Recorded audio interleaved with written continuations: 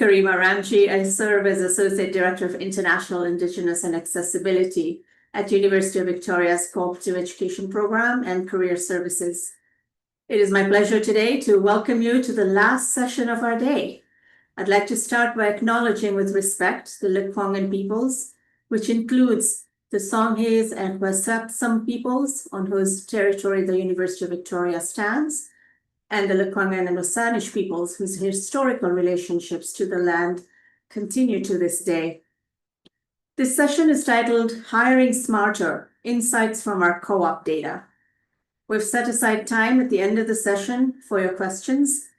Please submit your questions through the Q&A button on the bottom of your screen, and if you don't see the Q&A option, click on the More button and you should be able to see it there.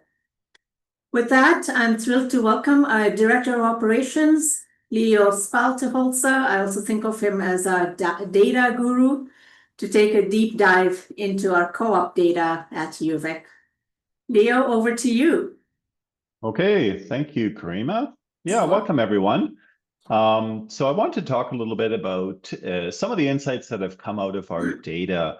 As Karima mentioned, I'm the Director of Operations and at UVic Co-op and Career, and I've been focusing a lot on automating our data workflows and basically getting more insights out of the data that we have on Co-op and Career and the students that are looking for careers and leveraging Co-op to do so. And for those not familiar with Co-op and Career at UVic, it's actually been around for a very long time, since 1978.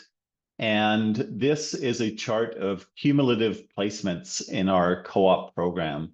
And so since 1978, we had at the very beginning chemistry and physics, and then that was soon joined by engineering. And then now we have 329 different programs that offer co-op in some way, and over 110,000 placements to date. And so that's about 4,000 placements a year at this point.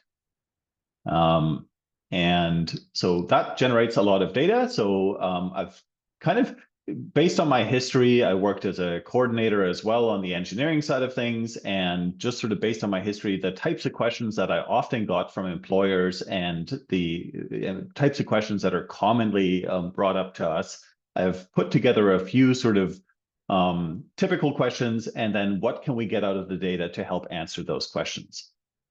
And so while I'm talking, I'm sure there's many questions that I won't get to. Please do put your questions in the Q&A. At the end of the talk, I will take some time to go through them and see which ones I can answer sort of based on what I know. Some of them may require a deeper dive.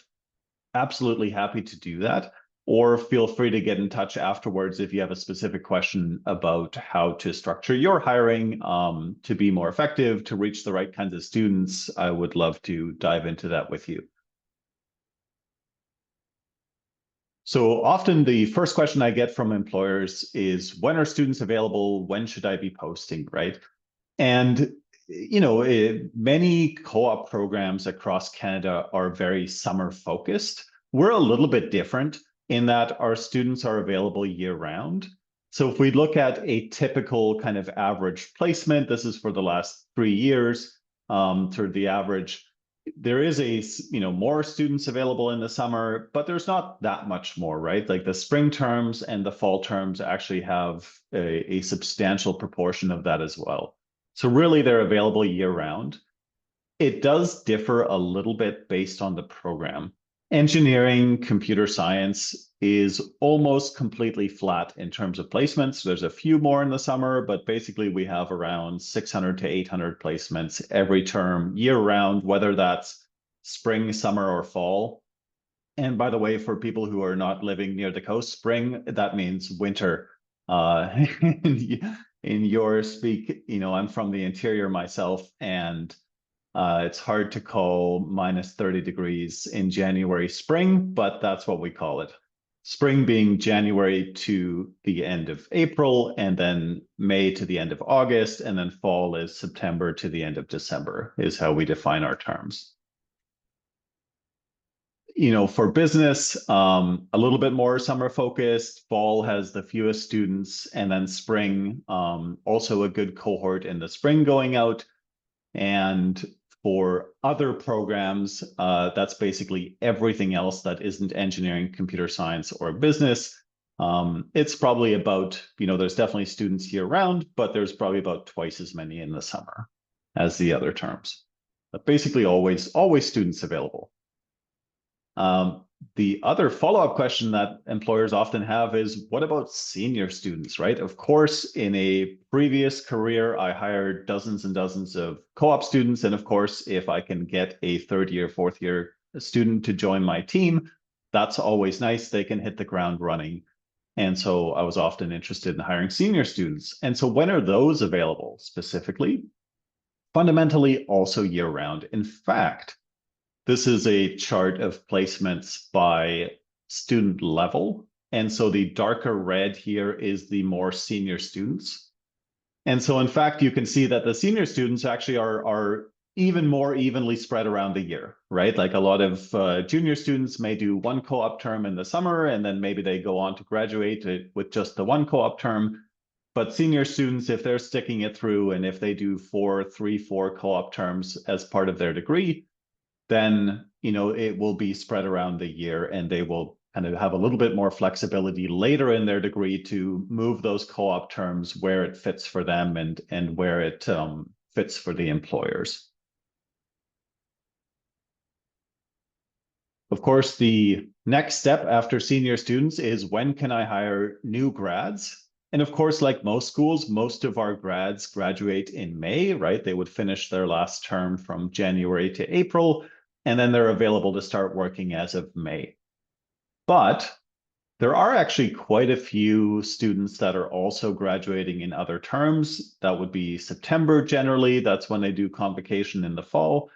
And so despite the fact that there's about 3 times as many students graduating in May, there's also quite a few available in September. The one thing I would note here, though, is from our just current annual report that was just released, one of the stats in there was 70% of co-op students graduated with a job offer already in hand, versus about 48% of students who didn't participate in co-op. And so certainly if you're looking for new grads, I would encourage you to look a little bit earlier to see if you can bring them on as a co-op student before. And then you'll be, a lot of employers have that strategy of basically trying to get that job offer in their hands before they graduate, rather than looking at, new grads only, and then maybe finding that they already have an offer and aren't actually on the job market. Then the next question is, okay, great, the students are available, they're year round. So when should I be posting to hire a co-op student? And fundamentally, the answer is whenever you like, right? So it used to be years ago, a lot of the co-op programs did this rank and match program where all the employers posted their jobs, and then all of the students were encouraged to apply on a certain date. And then there would be this manual matching process to kind of match students with employers. That really doesn't happen anymore. We haven't done it for quite some time, and I don't know of any or very many schools that still do that.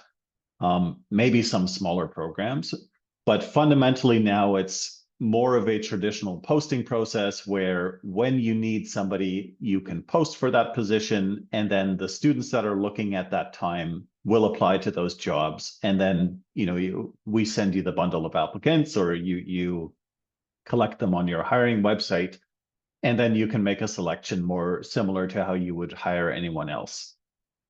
So a better question may be, when should you post? There's always students available. So, one of my favorite stories there is I was speaking to a company up north in Prince George, and they had actually hired a student. This was like early February, and they had hired a student from a school in the Lower Mainland, which shall remain unnamed. And that student had lasted a week because it was -35 up there. And they were like, you know what, this is too much for me. They were from Vancouver, and they were like, I can't handle it. And so they said, well, do you have any students left that are looking that can start immediately? And so I was working with a student and thought, okay, this might be a good fit for them. And I sent them off to the company, and literally 2 days later, they were on a plane and working up in Prince George for the rest of that term. So that's, there you can post and have somebody the next day, or you can post 4 months or 8 months ahead of time and get somebody that way. But when is the optimal time to post? Especially when, you might be looking at a senior student. How can I get that 4th-year student on board? And so to help answer that, I looked at the typical term activity that we see. And this is kind of an average of summer postings, but you could take any term and it would be very similar. And the blue on here is the volume of postings that we get. So job postings that we get on our job portal. And as you can see, a lot of those job portal postings come early in the term, right? This would be for people to start in May. And about half of our postings that we're going to receive actually come in that first month. And then it kind of slowly drops off, and we have postings, there's certainly people that are posting in May to hire somebody immediately, or even posting somebody into June, like, hey, I need somebody for 3 months. Do you still have someone? Absolutely, we do. But most of those postings are actually quite heavily front-loaded. And then the green here is placements, right? And those, of course, they ramp up slowly. And when people get through the interviewing stage, and then by the time they tell us that they've got a job offer, it's kind of into February and March. And then we have peak placements, and then it kind of scales down from there.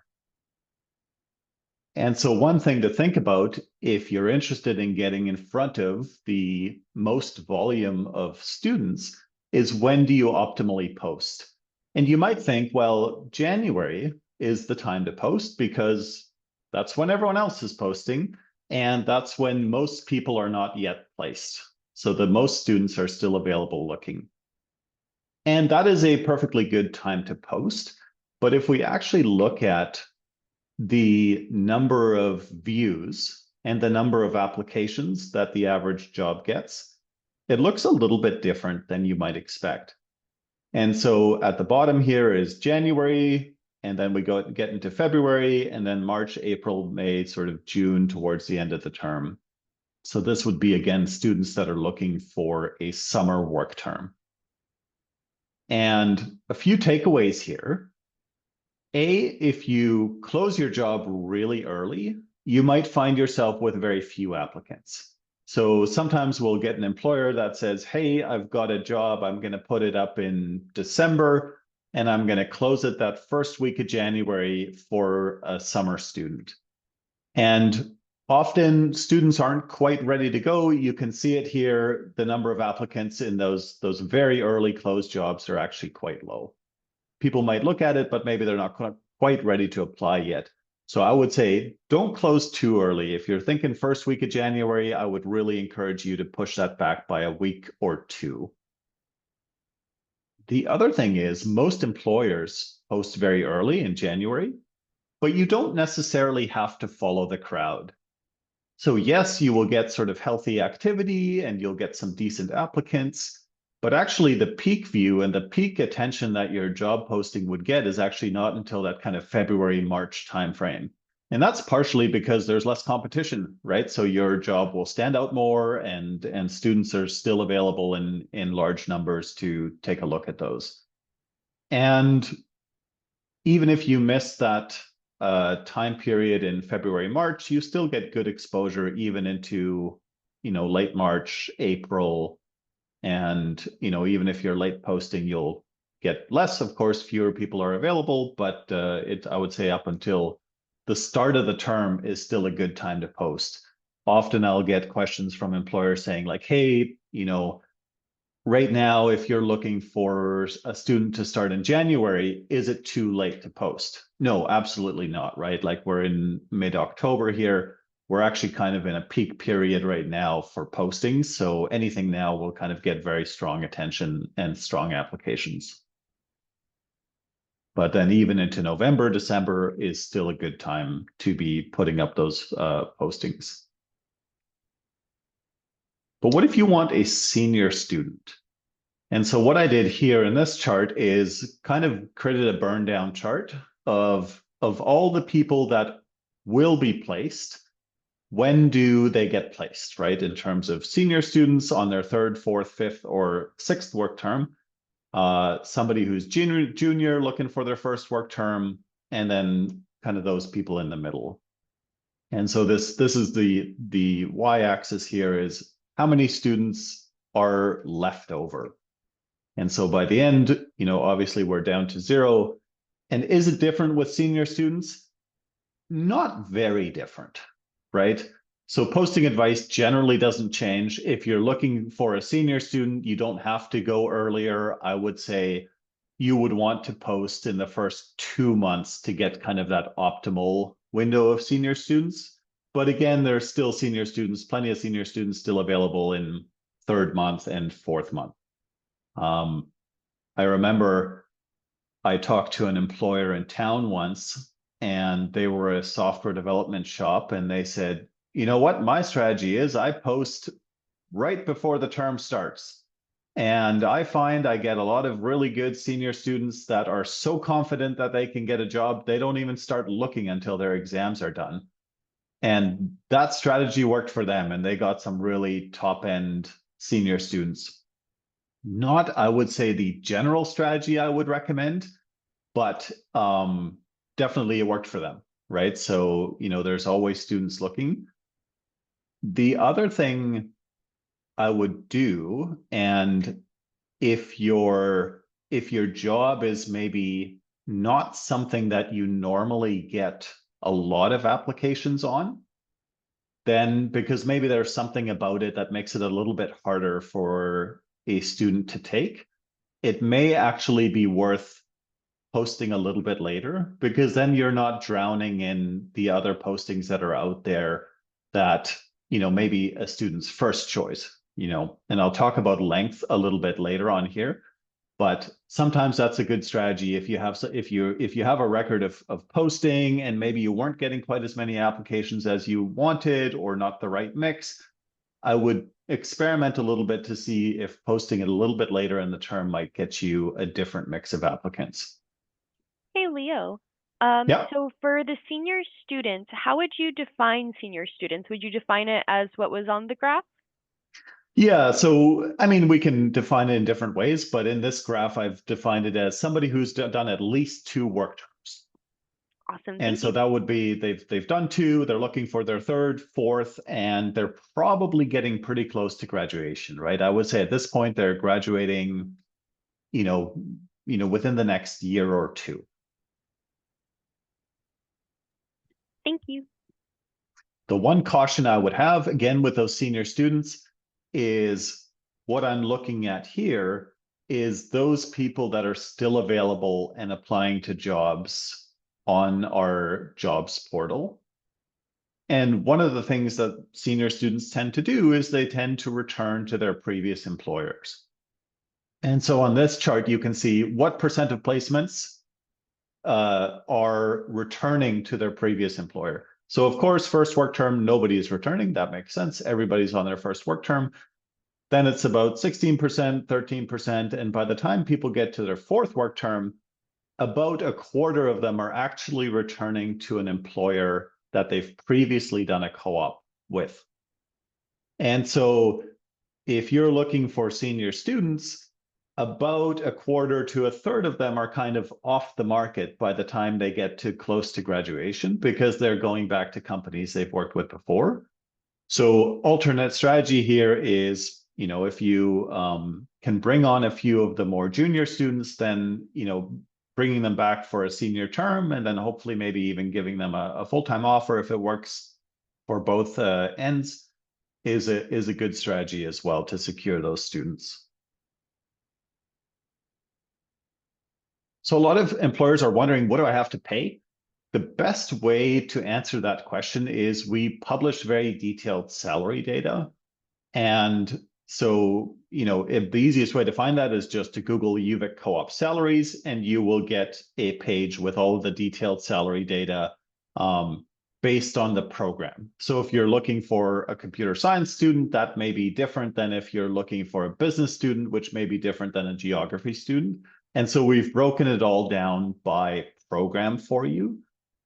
This is the distribution. You may not be able to read the small numbers here on the bottom in terms of monthly salaries, but fundamentally, the minimum generally is minimum wage. You know, co-op has to be paid.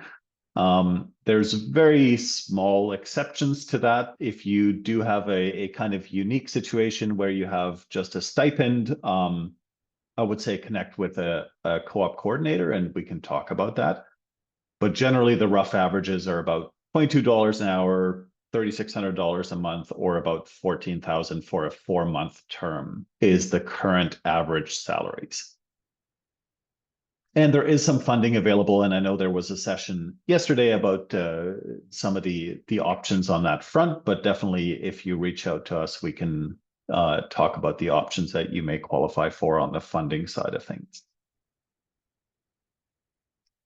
So this is what I mentioned earlier about what is the length of a co-op and does it matter? So most programs historically at UVic have been built around 4-month work terms. So somebody would basically for one academic term, they would spend doing work out with an employer. And what this chart shows is the breakdown of all of our co-op terms by length. And so if you look back, 20 years, the large majority of them were all 4 months. And so on this chart, you may not see it, but basically the light blue line here is 4-month work terms. And so they were over 80% of all of our work terms. And then the second most common was 8 months. And then we have a fairly small number more than that, right? That would be 12 months. And then the very top is 16, 20, 24, which is almost a rounding error in terms of how many students actually do a very long work term.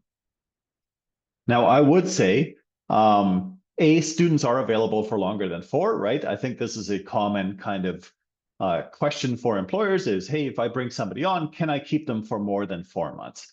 The answer is absolutely yes. We do have, I would say, about a third of students or even more that do a longer work term than 4 months. And the good thing is that a lot more programs are becoming more flexible here. So if you look at the situation today, we're down to about 63% that are doing 4-month work terms. It's still the majority, but there's sort of that 1/3 that is available for longer terms.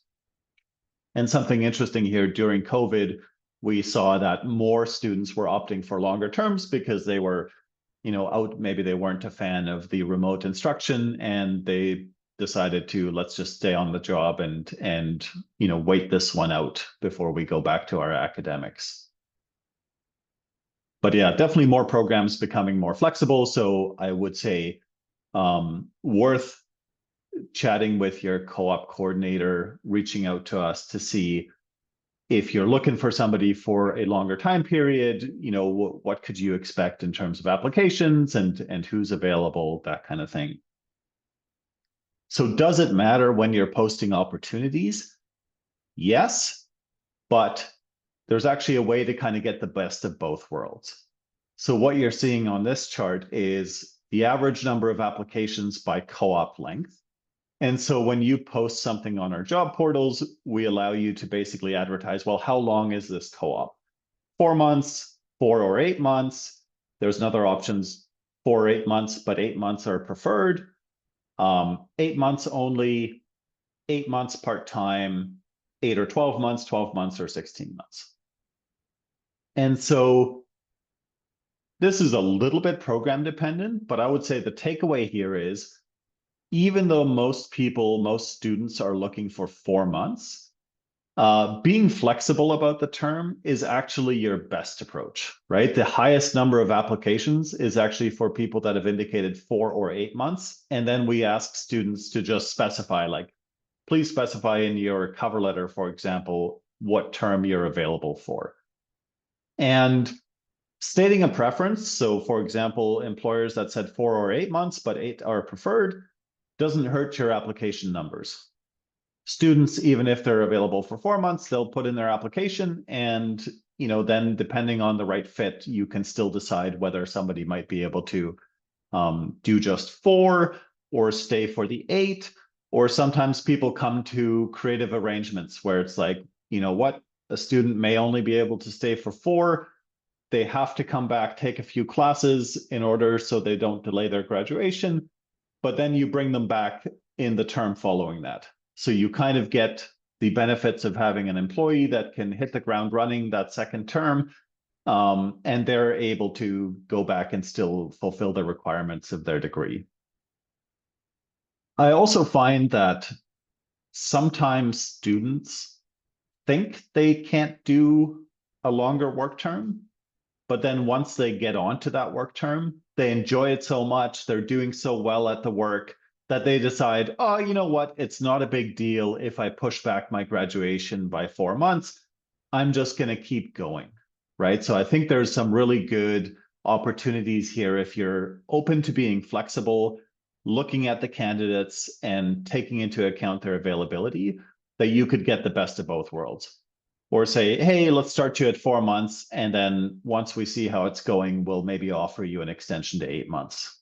There's kind of a really good potential to be flexible in both directions. Part-time, this is kind of the odd type of term out. It is possible to get a co-op student that works part-time. As you can see by the applications, it's tricky for students to do that.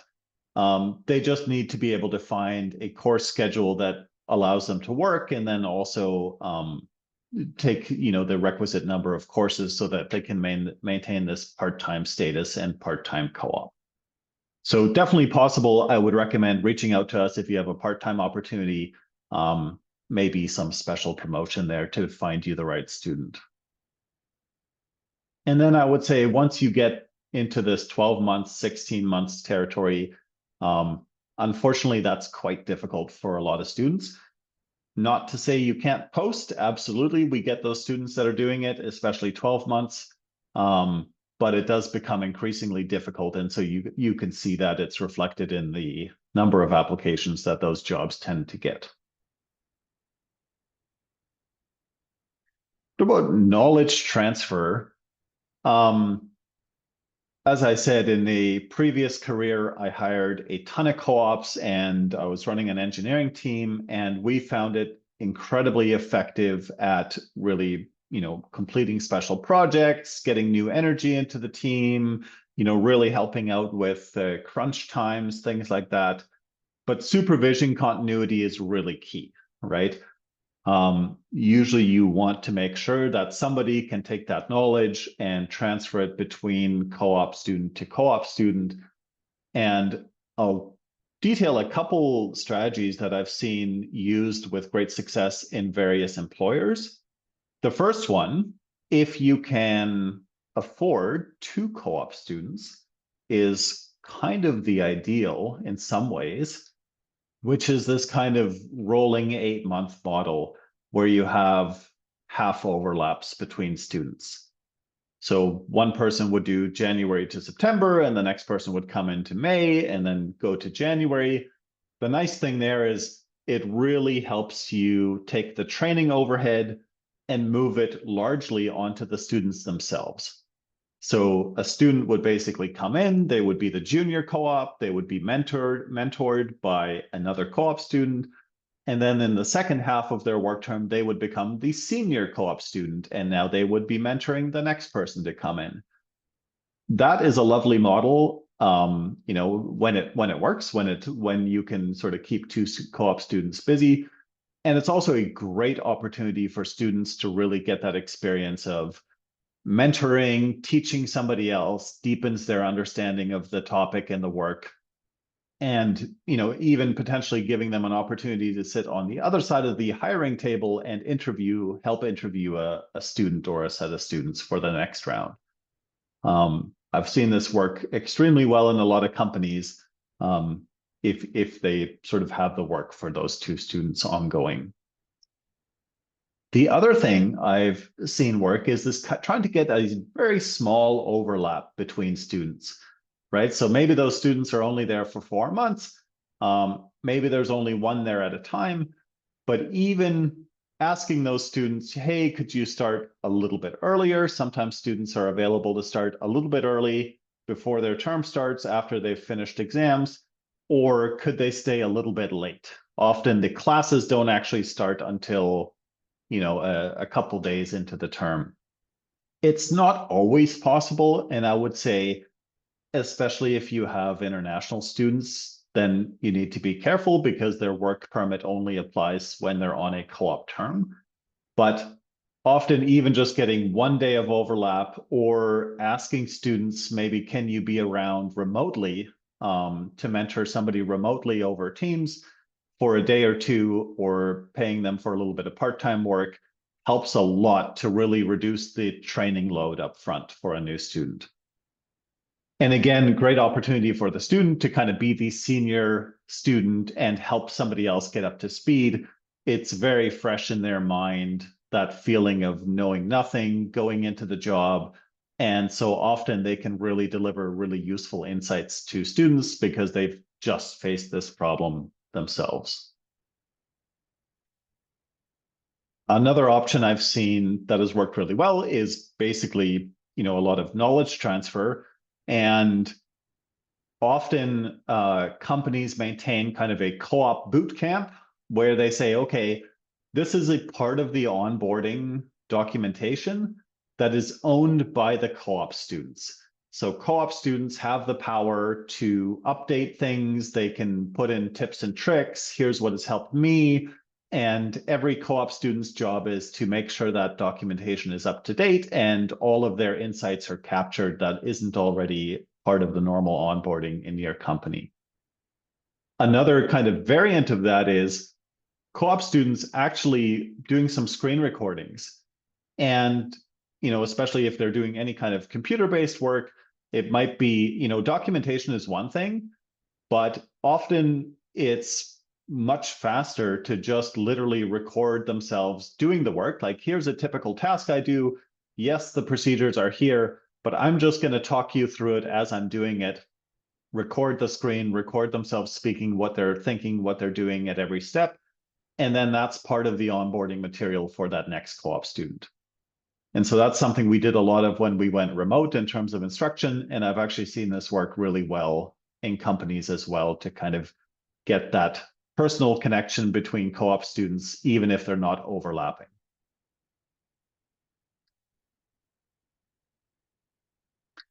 Housing, of course, the last few years has been a key issue for our students.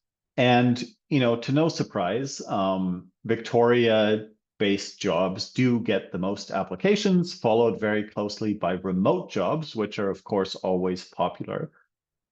And so you can see on this chart, average applications by posting location. Certainly local jobs get the most because, of course, a student is, often has an apartment and they're hoping to stay. That said, we're a little bit different than most other schools in that almost half of our co-op placements are actually outside Victoria. So that's very different than some other schools, for example, in the Lower Mainland, where 80% of their placements may be local. Our expectation for students is, you will be moving as part of your co-op, right? Kind of be prepared for it. No, great if you can get a local co-op, but the expectation, if you really want to get the most out of the co-op program, is try out some different cities.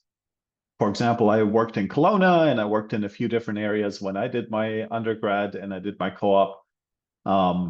And that was excellent, right? Like, often that's an eye-opening experience for students, and that really gets them onto opportunities that they otherwise would not have considered. And so, yeah, we're about half Victoria, half everywhere else, right? And that's across the province, across the country, international, everything included. And I think part of the reason why we have a lot of students leaving Victoria for their co-op, of course, there's not an unlimited number of Victoria opportunities, but also the majority of our students are actually not from Victoria. So if we look at it, it's about 2/3 that are actually coming to UVic from other cities in BC, from elsewhere in Canada. And so many of those students, they might be coming from the Lower Mainland and they hop over to Victoria to do their university, but then they're looking back at opportunities in the Lower Mainland or opportunities in the North or Yukon or whatever, right? So I think there's definitely a lot of opportunity to attract those students to go to a different town that they either maybe grew up in or places that are not Victoria is certainly a good chunk of our placements. At this point, there's a little bit of the blatant self-promotion out there, but I don't know if you sort of following what's happening with AI. Every time I log into Reddit, I get an ad for some of these AI application type software out there. And so here's one. Apologies for the language on this ad, but here's one I just recently saw.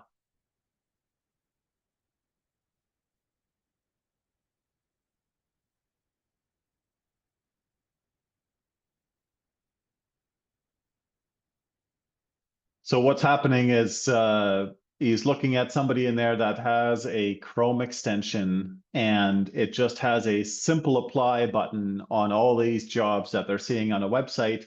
And in one click, the AI is creating an application and sending an application to that company. And here's another one, applying for a job in 2025.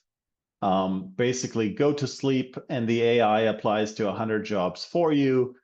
And then supposedly this is going to lead to success for the applicant. The issue is, of course, on your side, on the employer side, what is the quality of those 100, 200, 300, 400, 500 applicants you're getting on jobs you have posted online if a lot more applicants are going to be using AI to create those in their sleep? Those are probably not going to be the most targeted, most well-done applicants on the planet. And so right now we're in this interesting situation where the hiring pipeline is kind of breaking in some ways. On the employer side, you're going to be buried in applicants if you post something online, many of which may, a real person may never have actually looked at.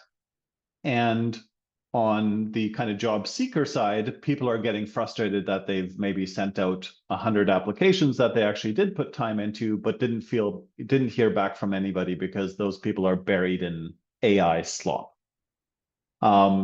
So I guess my argument here would be, so one thing to consider is this is, where the co-op and career portal becomes quite useful.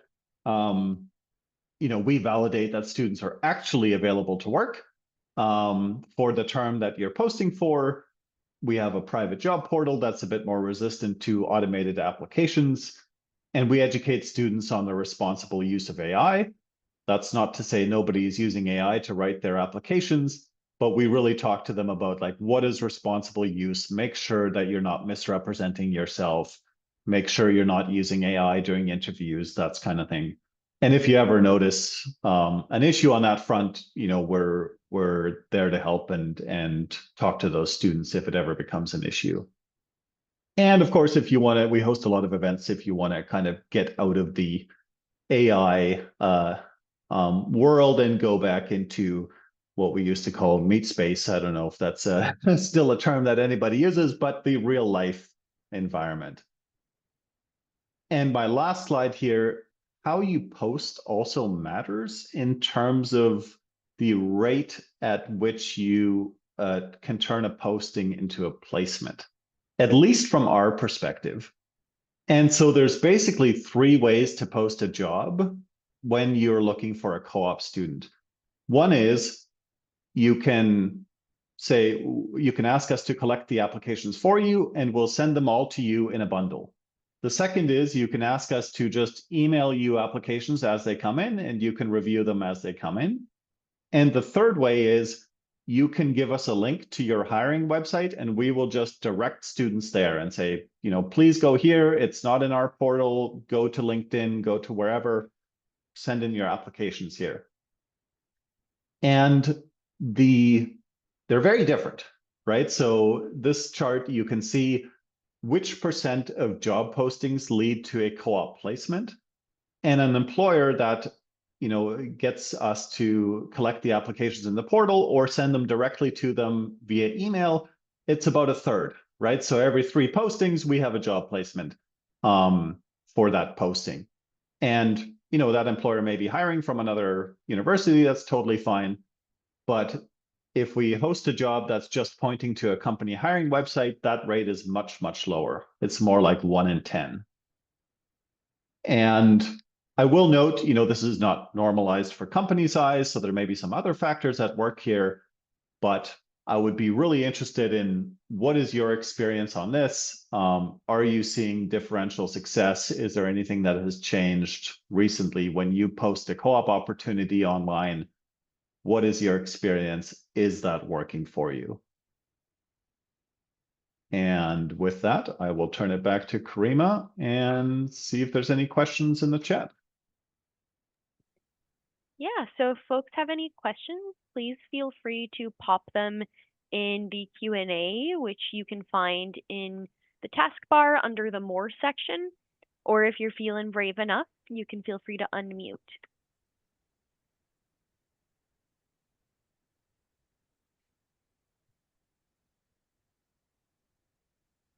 I just want to say, Leo, while we're waiting for questions, it's just the sheer power of data how much good information data can give us. Right? I think there was some really important and useful insights in the information that you've shared. Yeah, thank you. And Jordan asks if we could share the slide deck. Absolutely. And data as well. I'm happy to share that. We'll start with the slide deck, right, Amelia? Those will be shared? Yep, those will be shared at the end of the week to all participants who registered in the portal. Excellent. Yeah, and then if you're looking for any specific data, please send me an email. My email is not on here, but it's leos@uvic.ca, and we'll put that into the follow-up email as well. And I'm happy to connect and share any data that we can share to help you out. There is a question in the chat. I'm not sure if you've seen it, Amelia, but I'll read it since I have it here. In terms of content to highlight for our students, are there any themes or trends on which they're excited to learn or see? Types of projects, mentorship, etc. Yeah, I would say there's not a single answer to that question because there's such a diversity of things that our students are interested in.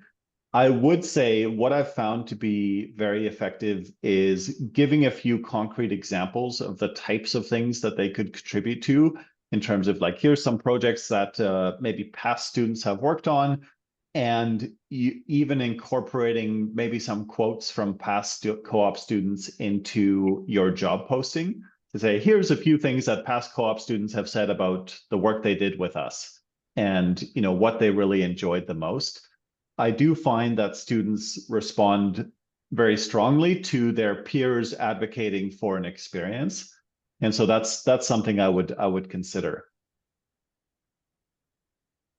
If I might add to that, I think if we're looking at hiring either Indigenous students or students with disabilities, thinking about including what accommodation arrangements that you normally have in your workplace. How do you make your workplace inclusive?